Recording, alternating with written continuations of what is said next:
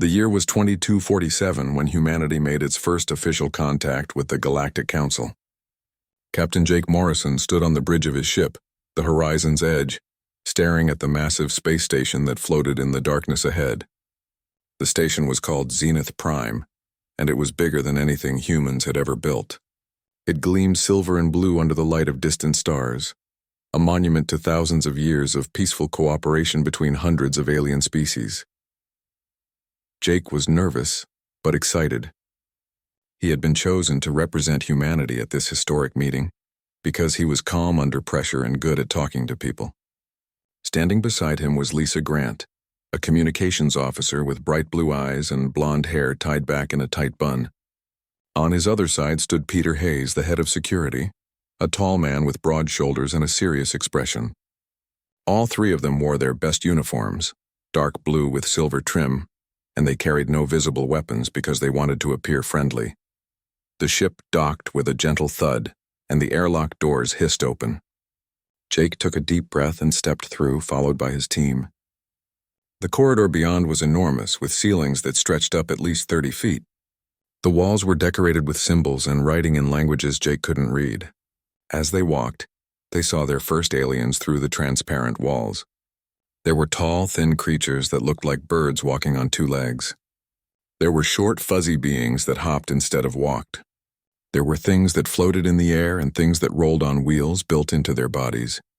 A guide met them at the entrance to the grand chamber. She was one of the bird-like aliens with feathers that shimmered green and gold. Her name was Lyra, and she was an ambassador for her people, the Quellians. She spoke in a series of musical chirps and whistles, but a small device on her chest translated her words into English. "Welcome, humans of Earth," Lyra said, and her voice through the translator was pleasant and warm. "We have waited a long time to meet you. Please follow me to the council chamber." They walked together down the wide corridor. Jake noticed that other aliens stopped to stare at them as they passed. Some looked curious, but many looked worried or even frightened. He couldn't understand why. Humans had sent peaceful messages for months before this meeting. They had shared information about their culture, their technology, and their desire to join the galactic community. Why would anyone be afraid? The council chamber was breathtaking. It was a circular room with a domed ceiling that showed the stars above. Hundreds of seats were arranged in rings, each one occupied by a different species. Some aliens were huge, taking up 3 or 4 seats. Others were tiny, sitting in special platforms that raised them to eye level with everyone else. At the center of the room was a raised platform where Jake and his team were directed to stand. Lyra took her place at a podium nearby. She raised one wing for silence, and the chamber grew quiet. "Honored members of the Galactic Council," she began. "Today we welcome a new species to our gathering. They come from a planet they call Earth, located in what we know as Sector 447. They call themselves humans." Jake stepped forward and smiled, trying to show that humans were friendly. It was a natural gesture, one he had made thousands of times in his life. But the moment his lips pulled back to reveal his teeth, something unexpected happened. One of the aliens in the front row, a 4-legged creature covered in soft gray fur, suddenly collapsed. Its legs folded beneath it, and it fell to the floor in a dead faint. Several other aliens jumped back in their seats. A group of insect-like beings began making clicking sounds and releasing a smell like burnt pepper into the air. Jake's smile vanished. He looked at Lisa in confusion, and she looked just as surprised. Peter tensed, his hand instinctively moving toward where his weapon would normally be, but he forced himself to relax. They had no idea what had just happened. Lyra quickly called for medical assistance for the fainting alien, then turned back to Jake. "Please, Captain Morrison, introduce yourself and your people." Jake cleared his throat and tried again, this time keeping his mouth closed when he smiled. "Thank you for having us here today. My name is Jake Morrison, and I represent the people of Earth. We are a young species compared to all of you. We only recently developed the technology to travel between stars. When we discovered that we were not alone in the universe, we were excited and hopeful. We want to learn from you. We want to be part of this community. We want peace and friendship with all species." His words were translated into hundreds of languages simultaneously. The chamber remained quiet, but Jake could sense the tension in the air. It was like walking into a room where everyone had just been talking about you and stopped the moment you arrived. Lyra nodded. "Thank you, Captain. The Council has many questions for you and your species. These questions will help us understand if humanity is ready to join the Galactic Council. What followed was one of the strangest conversations Jake had ever had. The questions started simply enough. Where was Earth located? How many humans existed? What was their government structure? But then the questions became odd and uncomfortable. A reptilian alien with dark green scales and yellow eyes asked, "When did your species stop hunting other sentient beings for food?" Jake blinked. "We never hunted sentient beings. We've always known the difference between animals and people." The reptilian alien's tail twitched nervously. "But you are hunters, yes?" Your eyes face forward, the mark of a predator species. "Well, yes, our ancestors hunted animals for food thousands of years ago," Jake admitted. "But we don't really do that anymore. Most of our food comes from farms now." Another alien, this one looking like a floating jellyfish with glowing tentacles, asked, "Are your weapons purely defensive? Do you only fight when attacked?" Peter stepped forward to answer this one. "Our weapons are for defense and for maintaining order. We have laws against using violence except in self-defense or to protect others." "But you do use violence," the jellyfish alien pressed. "You are capable of it." "Yes," Peter said carefully. "If someone threatens innocent people, we will stop them. Sometimes that requires force." The chamber filled with nervous whispers. Jake could see aliens leaning toward each other, having quiet conversations. He felt like he was failing some kind of test, but he didn't understand what the right answers were supposed to be. A small, rabbit-like creature stood up on its hind legs. "Can you control your predatory instincts? Or do they sometimes take over?" Lisa answered this time, her voice gentle. "We're not animals driven by instinct. We think and feel and make choices just like all of you.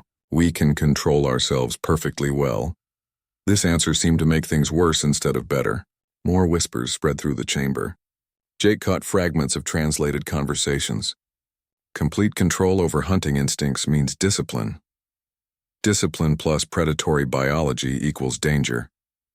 They're more advanced than we thought. The meeting continued for another 2 hours. Jake and his team answered every question as honestly as they could. They talked about human history, human culture, and human hopes for the future. They showed images of Earth, pictures of cities and farms and families. They played recordings of human music and shared samples of human art. Through it all, the aliens listened with a mixture of fascination and fear. When the meeting finally ended, Lyra announced that the Council would need time to discuss humanity's application for membership. They would send their decision within 3 months.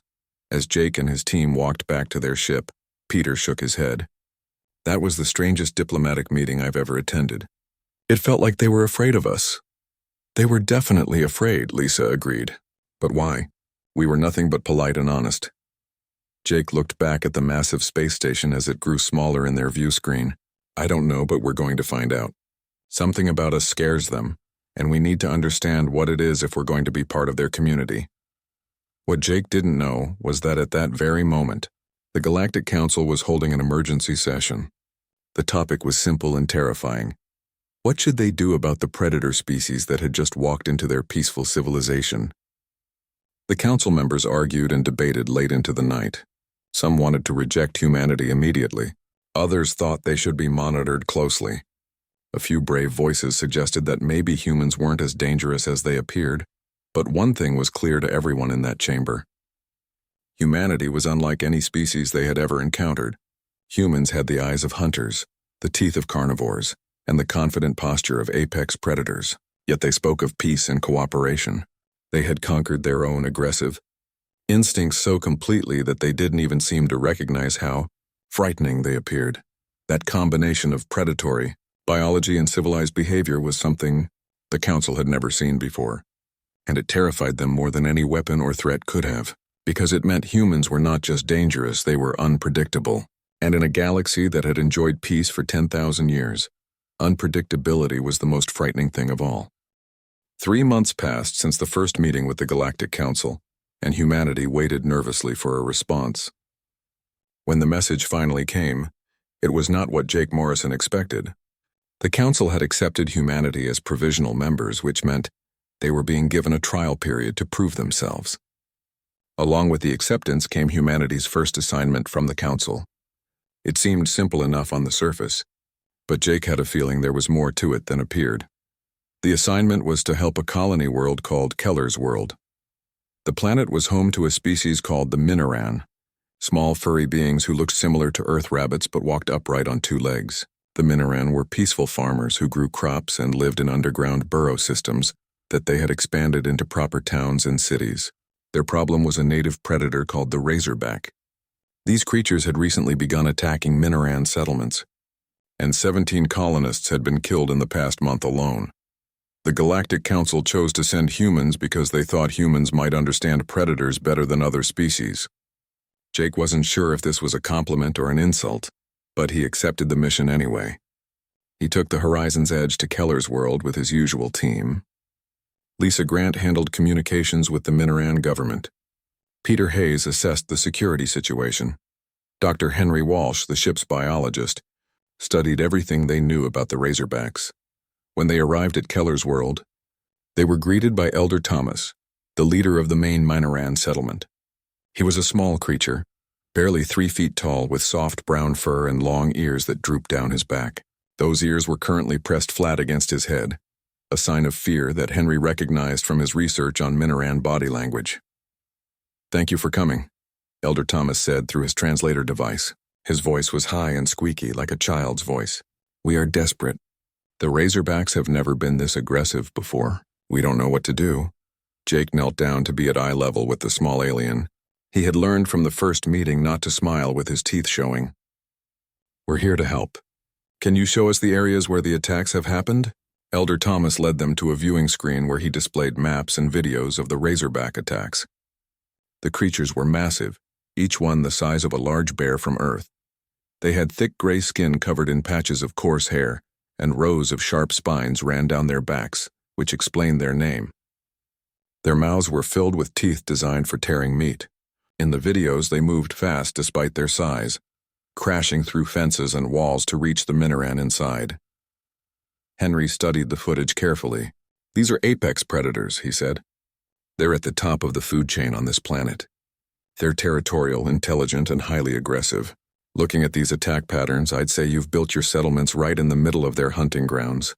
Elder Thomas's ears drooped even lower. "We didn't know. We thought this area was safe because we saw no large animals when we first surveyed it. They were probably in a different part of their territory," Henry explained. "But now they've returned to this area, and they see your settlements as an invasion of their space." Peter pulled up tactical maps and overlaid them with the Razorback movement patterns. "We have several options here. We can relocate the Razorbacks using tranquilizers and transport them to an unpopulated region of the planet. We can help you fortify your settlements and establish exclusion zones that will keep the Razorbacks away. Or we can eliminate the immediate threats and then relocate the rest of the population." The word eliminate made several Minoran in the room gasp. One of them actually fainted, just like at the first council meeting. Elder Thomas looked horrified. "You mean kill them?" he whispered. Peter looked confused by the reaction. "Only if necessary. Only the ones that pose an immediate danger. But if you prefer, we can just move all of them away from your settlements." "Please," Elder Thomas begged. "Please don't kill them. They're just animals following their instincts. Move them away. Move them far away." Jake nodded. "We'll relocate them peacefully. You have my word." The operation began the next morning. The human team used advanced technology that the Galactic Council had never seen before. They launched small flying drones equipped with tranquilizer darts. The drones were programmed to identify Razorbacks using heat signatures and movement patterns. Henry had calculated the exact dosage needed to sedate a Razorback safely without causing permanent harm. What happened next amazed and terrified the Minoran observers. The human team worked with perfect coordination. Lisa controlled the drone network from the ship, tracking every Razorback within 50 kilometers of the settlement. Peter led a ground team that moved through the wilderness, setting up sensors and cameras to ensure no Razorbacks were missed. Henry monitored the vital signs of each sedated creature to make sure they were healthy. Jake coordinated everything, making decisions quickly and calmly. The humans moved through territory that the Minoran considered deadly without any apparent fear. They walked past sedated Razorbacks like they were taking a casual stroll through a park. When one Razorback woke up earlier than expected and charged at Peter's team, Peter simply raised his tranquilizer gun and put 2 more darts into the creature without breaking stride. The razorback collapsed 10 feet away from him, and Peter just stepped around it and kept walking. He didn't even run, one Minoran observer whispered to another. A razorback charged him and he didn't run. Humans don't run from predators, the other replied. They are predators. Over 3 days, the human team captured and relocated 47 razorbacks. They transported each one to a nature preserve 300 kilometers away from any Minoran settlement. The preserve had plenty of natural prey animals and no intelligent species living there. The razorbacks would have everything they needed to survive without threatening anyone. Throughout the operation, not a single razorback was killed. Not a single human was injured. The efficiency was impressive, but what really struck the observers was how easy the humans made it look. They tracked apex predators like experts. They predicted animal behavior with uncanny accuracy. They moved through dangerous terrain with confidence. They handled creatures that terrified the Minoran like they were moving furniture. When the operation was complete, Elder Thomas thanked Jake with tears in his large eyes. "You saved us," he said, "and you did it without unnecessary violence." "Thank you." Jake smiled, keeping his mouth closed. That's what neighbors do. They help each other. The human team returned to the horizon's edge, feeling good about their work. They had solved the problem peacefully and made friends with the Minoran. It seemed like a successful mission. What they didn't see were the observers from the Galactic Council who had been watching from orbit.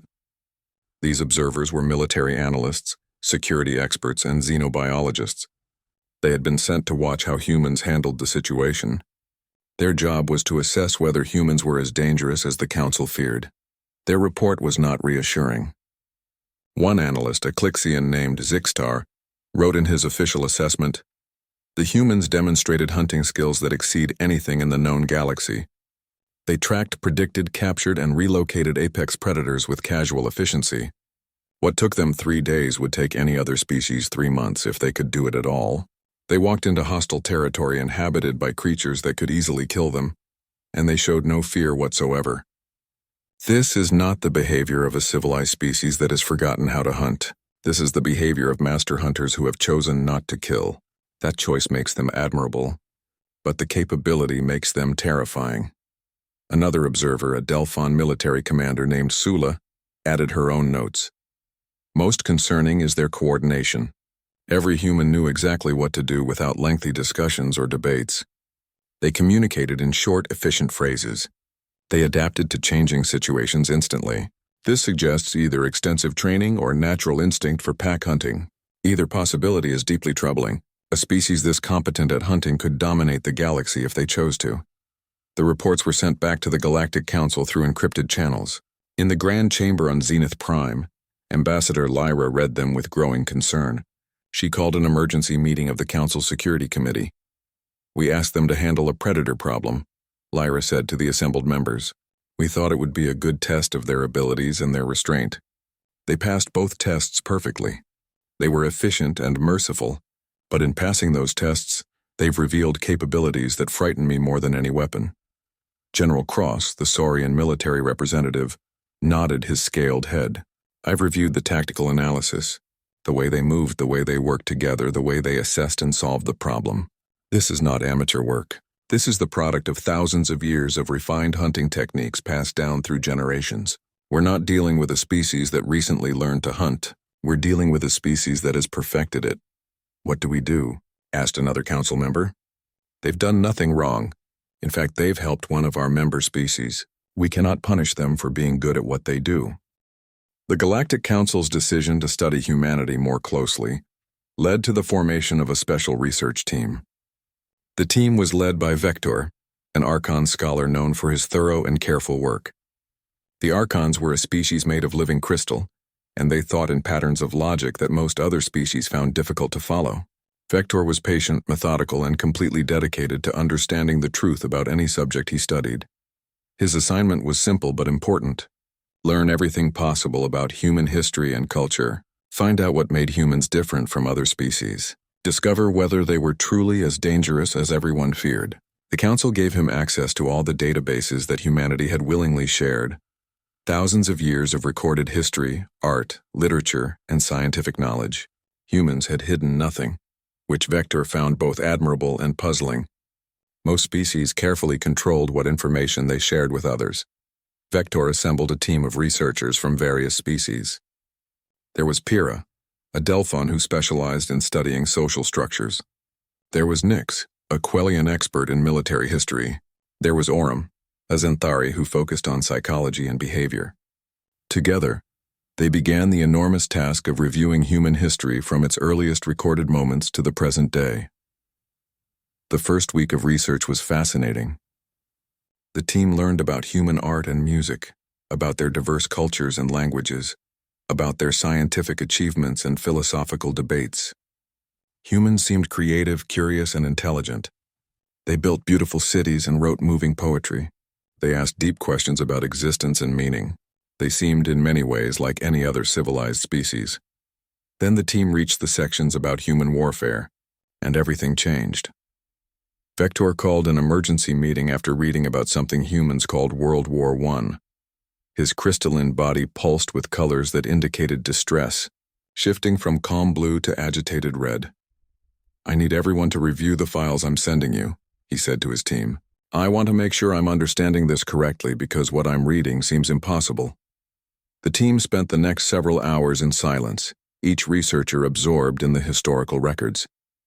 When they finally gathered again, every one of them looked shaken. Pyrrha spoke first, her voice trembling through the translator. They fought each other, not just small conflicts or brief disputes. They waged massive wars against their own species that lasted for years. Millions of their own kind died. "The scale is what disturbs me most," Nyx added, ruffling her feathers nervously. "Look at these numbers. In World War I alone, approximately 17 million humans died. In World War II, the number was over 60 million. These weren't accidents or natural disasters. These were deliberate, organized campaigns of violence." Aurum, the Xanthari psychologist, was reading through descriptions of trench warfare. His ears were flat against his head, a sign of extreme distress. "They developed weapons specifically designed to kill each other as efficiently as possible. Guns, bombs, poison gas, fire weapons. They turned science and engineering toward the goal of better killing." Vector pulled up images and videos from the human databases. The team watched in horrified silence as scenes from human wars played out on the screens. Soldiers charging across battlefields, cities reduced to rubble by bombs, massive tanks rolling across countryside, ships firing enormous guns at each other across oceans. "This is beyond anything in our records," Vector said quietly. "We have records of species that fought before achieving civilization. We have records of primitive conflicts over resources, but sustained sophisticated warfare between members of the same species, lasting for years or even decades. This is unprecedented." Pyrrha pointed to another file. "It gets worse. Look at what they did in their concentration camps. Look at the genocides. They didn't just fight soldiers. They deliberately targeted civilian populations. They created systems designed to kill millions of people who weren't even fighting." The team spent 3 more days reviewing human military history.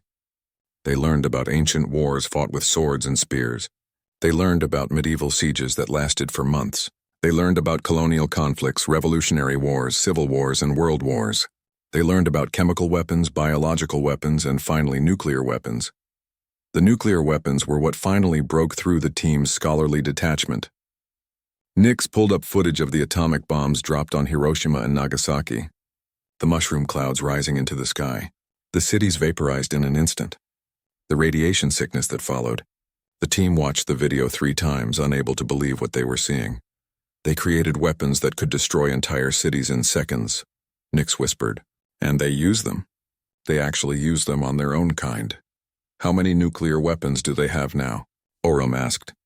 Vector checked the current data. According to their own records, the various human nations possess approximately 12,000 nuclear warheads, enough to render their entire planet uninhabitable several times over. The silence that followed was heavy with dread. Every member of the team was thinking the same thing. If humans could do this to themselves, what could they do to other species? But then Vector noticed something else in the records. "Wait," he said. "Look at the timeline.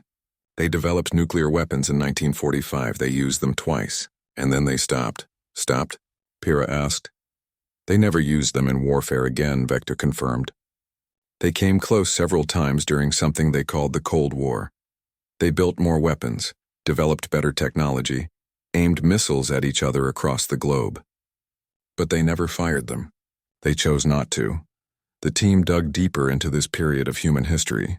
They learned about the doctrine of mutually assured destruction. They learned about arms control treaties. They learned about humans who dedicated their lives to preventing nuclear war. They learned about close calls where nuclear war almost started but was stopped by individual humans who refused to follow orders or made brave decisions under pressure. They scared themselves. Oram said slowly. They realized what they were capable of, and it frightened them so much that they stepped back from the edge. Vector prepared his preliminary report for the Galactic Council. He titled it, "Hope for the Best, Prepare for the Worst," after a common human saying he had found in their cultural databases. The phrase seemed to capture something essential about humanity. They were optimistic enough to hope for peace, but realistic enough to prepare for war. The report was presented to the full council in a closed session. Vector stood at the central podium, while images from human history played on screens around the chamber.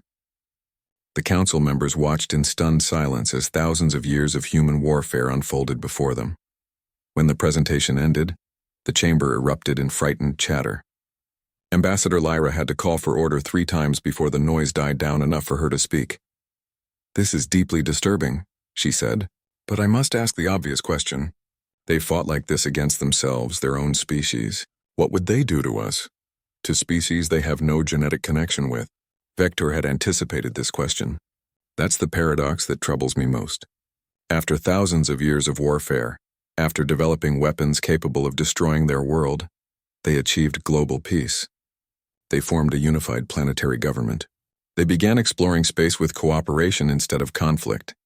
They did this while still possessing all those weapons and all that knowledge of warfare. "What changed?" asked General Cross. "They did," Vector replied. "They made a choice. They decided that cooperation was better than conflict. But here's what keeps me awake at night. They didn't forget how to fight. They didn't lose their weapons or their skills. They simply chose not to use them against each other anymore. That kind of restraint, that kind of collective willpower, is something we've never encountered." Counselor Zim, a floating Delphon, spoke up. "So they're dangerous but controlled. Surely that's better than dangerous and wild." "Is it?" Vector challenged. "An animal that attacks from instinct is predictable. You can defend against instinct. But a species that understands violence completely, that has refined it into a science, that knows exactly how to fight but chooses when and whether to do so, that's not predictable. That's strategic thinking at the highest level." The debate continued for hours. Some council members argued that humanity should be rejected immediately and quarantined to their own sector of space. Others insisted that humanity's violent past didn't determine their future behavior. A few pointed out that humans had been nothing but peaceful and helpful since making contact. Finally, Ambassador Lyra called for a vote. The question was simple. Should humanity be allowed to continue as provisional members of the Galactic Council, or should their membership be revoked? The vote was close, but humanity's membership was upheld. However, a new classification was created in the Council's security databases. It was a threat level that had only been used 3 times in galactic history, reserved for species that posed existential dangers to the established order. The classification was labeled Apex Level Threat, and humanity's name was added to the very short list. 6 months after humanity joined the Galactic Council, a crisis emerged that would change everything. The Corvin Raiders had been a problem for the Council for over 30 years. They were pirates and criminals who operated from hidden bases in the outer regions of known space. They raided colonies, stole resources, kidnapped people for ransom, and disappeared before Council security forces could respond. The Council had tried everything to stop them. They increased patrols, strengthened defenses on vulnerable colonies, and sent diplomatic messages demanding the Corvin stop their attacks. Nothing worked. The Corvin had faster ships, better knowledge of the outer regions, and no respect for Council authority. Then the Corvin made a terrible mistake. They attacked New Seattle, a human colony world with 50,000 settlers. The colony was young, only 5 years old, but it was growing quickly. The people there were farmers, teachers, engineers, and families building a new life on a distant world. The Corvin saw an easy target, a colony far from major shipping lanes with minimal defenses. The attack came at dawn. 3 Corvin ships descended through the atmosphere and landed near the main settlement. Armed raiders poured out, carrying weapons and shouting threats in their harsh language. Their leader, a brutal warrior named Grath, expected the humans to hide or surrender like every other species they had raided. Kate Phillips was the colony administrator, a calm woman in her 40s who had helped establish New Seattle from the beginning. When the attack sirens sounded, she immediately activated the emergency protocols that every human colony maintained. Her voice came over the public address system, clear and steady.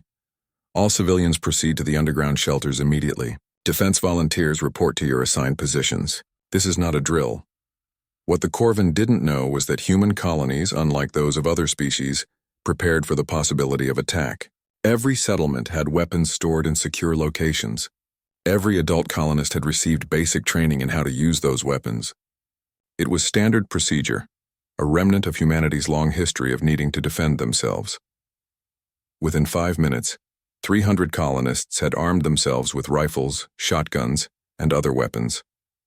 They took positions behind buildings, vehicles, and defensive barriers. They didn't wait for orders from Earth or plead for mercy. They fought back. The Corvin raiders had never encountered armed resistance before. Their first group to enter the settlement was met with coordinated gunfire from multiple directions. 5 raiders fell in the first minute. The rest scrambled for cover, confused and suddenly afraid. Greg Torres was one of the defenders, a former Marine who had retired to colony life to escape the stress of military service. But when his home was threatened, his training came back instantly. He gathered 20 nearby colonists and spoke quickly. They're concentrated near the landing zone. If we hit them from 3 sides at once, we can push them back to their ships. Squad 1 takes the left flank, Squad 2 takes the right, Squad 3 provides covering fire from the center. Move on my signal. The colonists followed his plan perfectly.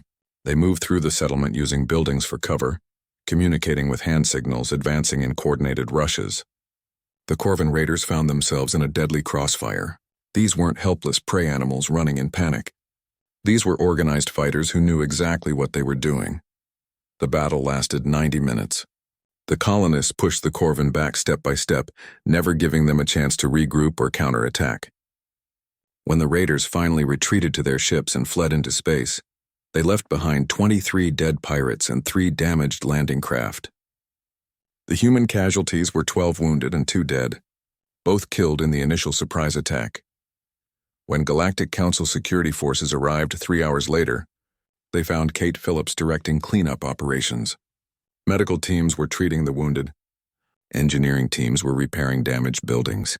A group of colonists was carefully documenting everything for the official report. The colony looked like it had experienced a minor inconvenience rather than a deadly raid. Commander Zell, who led the Council security response team, was a Quellian officer with 20 years of experience. He had responded to dozens of Corvin raids before. He had seen colonies destroyed, populations traumatized, survivors in shock. He had never seen anything like New Seattle. "How did you do this?" he asked Kate, his feathers bristling with amazement. "The Corvin have successfully raided 47 colonies.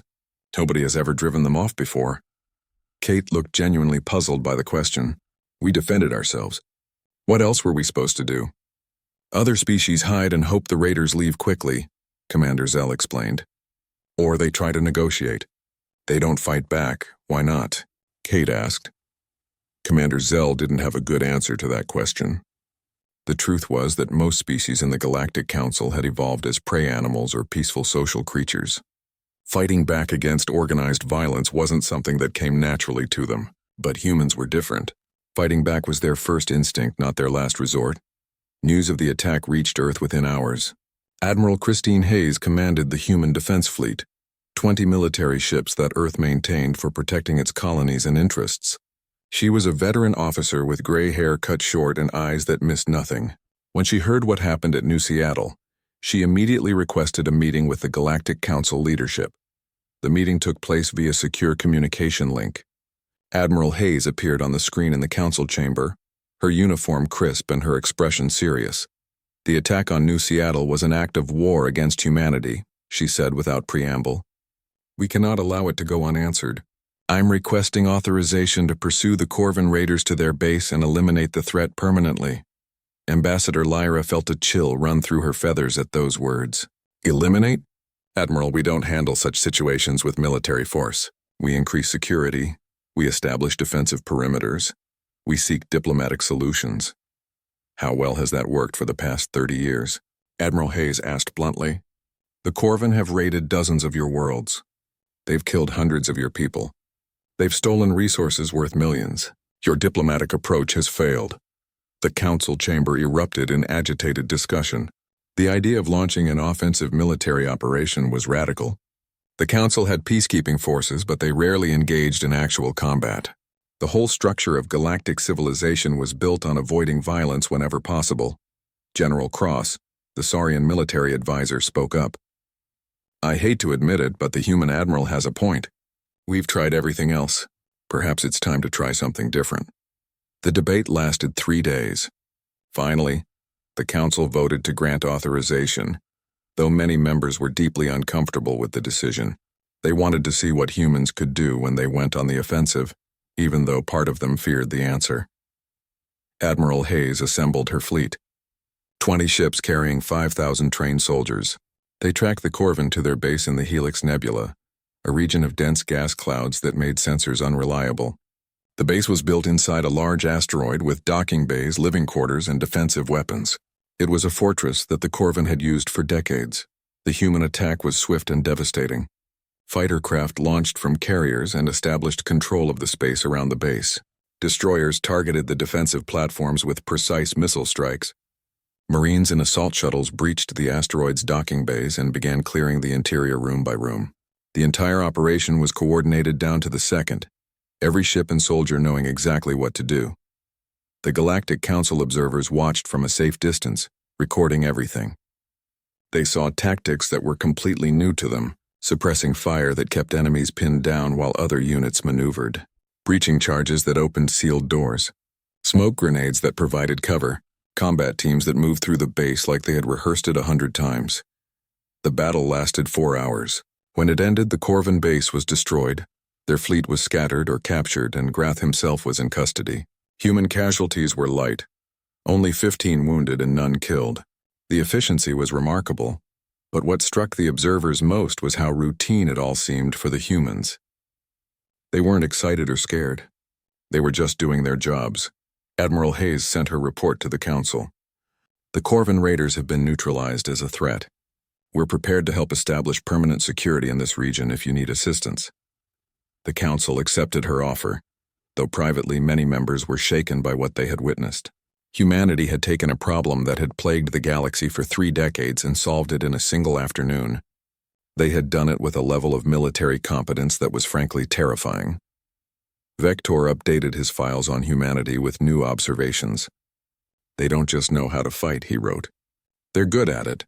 They've turned warfare into a science, refined through thousands of years of practice. Every movement is calculated. Every tactic is proven. They fight like artists performing a familiar dance. This is what separates them from other aggressive species we've encountered. A full year had passed since humanity joined the Galactic Council, and the galaxy had changed in ways both obvious and subtle. Human military advisors now trained Council security forces in defensive tactics. Human engineers helped design better protective systems for vulnerable colonies. Human diplomats worked alongside alien counterparts to resolve disputes peacefully. Trade between Earth and Council worlds flourished. Cultural exchanges brought human art and music to alien worlds, while human cities hosted alien visitors who came to see Earth's diversity and beauty. But beneath the surface of cooperation and friendship, tension remained. The galaxy still feared humanity. Council meetings grew quiet when human representatives entered the room. Alien children were told stories about the fearsome humans who could hunt anything and fight anyone.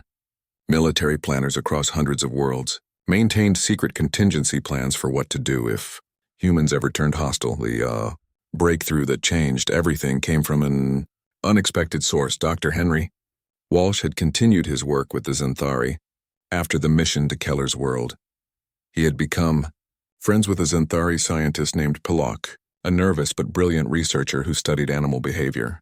They worked together on various projects, and over time, Pilok's fear of Henry gradually faded as they spent more time together. One evening, they sat together in the observation lounge of a research station orbiting a gas giant. They were sharing drinks and talking about their respective homeworlds. Henry noticed that Pillock kept glancing at him nervously, like he wanted to say something but couldn't find the courage. "What's on your mind?" Henry asked gently. Pillock's ears twitched. "I've been wanting to ask you something for months, but I was afraid it would be rude." "Ask anything you want," Henry encouraged him. "I promise I won't be offended." "Why are humans so comfortable with violence?" Pillock blurted out.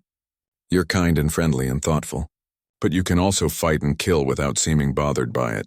How do you live with that contradiction?" Henry thought carefully about his answer. He wanted to help Pillock understand, but it wasn't easy to explain something so fundamental to human nature. Finally, he decided to tell a story.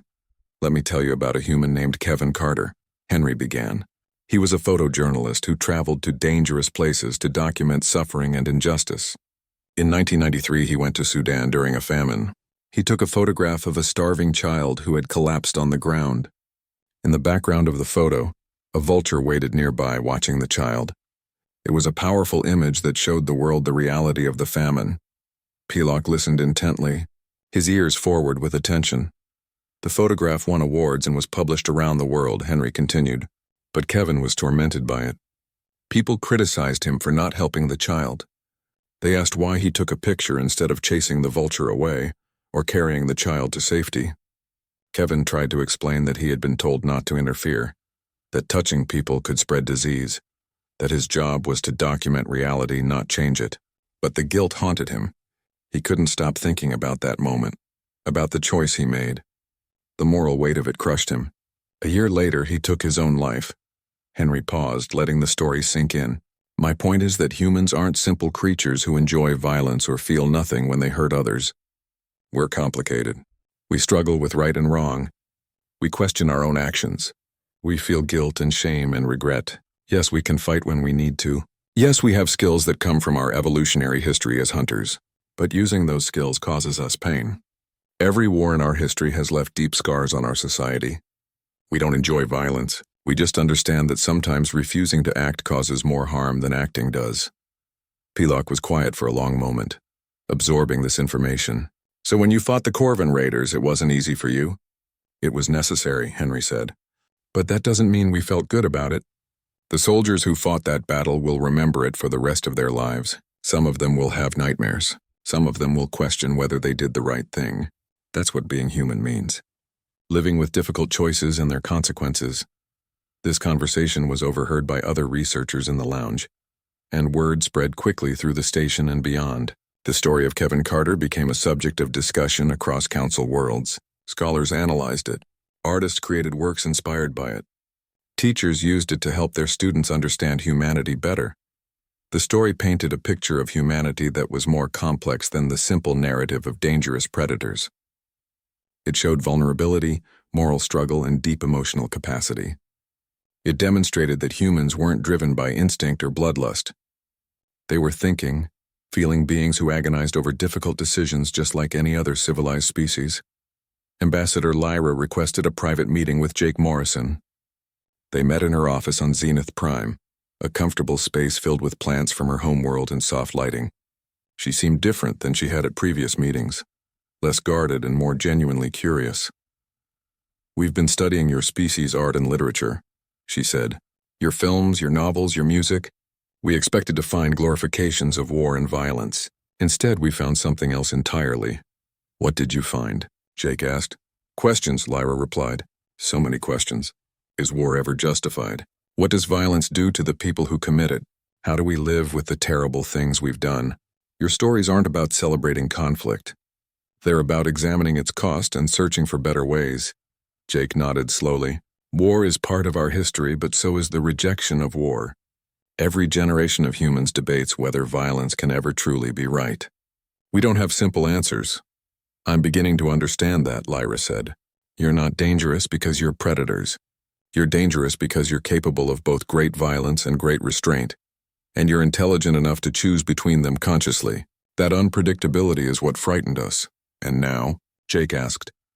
"Now I think I understand that your unpredictability comes from moral reasoning, not from instability," Lyra said. "You weigh options. You consider consequences. You try to do what's right even when it's hard. That's not frightening. That's admirable." The Galactic Council convened for a historic session. After a full year of provisional membership, it was time to vote on whether humanity would become full permanent members.